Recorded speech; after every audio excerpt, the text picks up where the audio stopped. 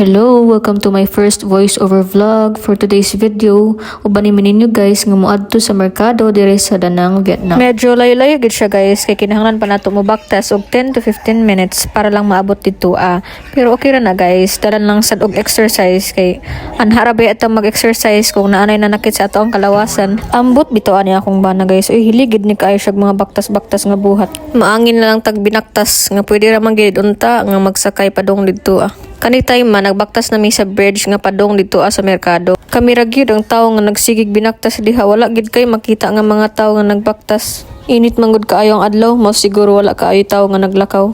Pero okay ra, bisan init siya, nice pud kaayo ang feeling. Hilom kaayo ang palibot, walay daghang sakyanan ug walay kasaba. Tan-awan ninyo, halos walay tawo sa dalan. Makarelax gud siya tan-awon ug maka-enjoy ka sa view kay wala kay giunahan o gisundan ng mga tawo. Diring dapita nakatulog na ang ako ang anak sa sige og binaktas namo. Nagsige na gid kog bagot-bot diha guys kay perti na gid kaayong inita. Ako giingnan ako ang bana may pag nagtaksi na lang ta naabot na ta unta didto Ngano gyud gihasol-hasol na to atong kaugalingon nga pwede ra man gid unta ta magtaksi.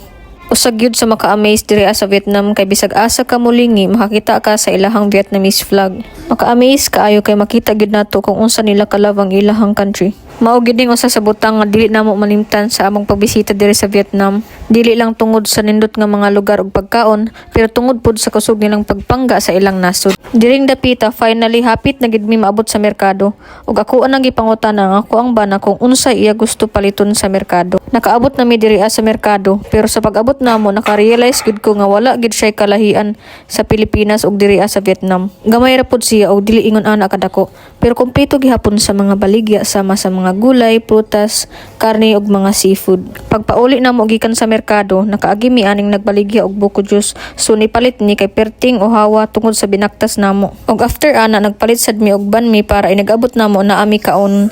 Og maorat, salamat sa pagtan-aw.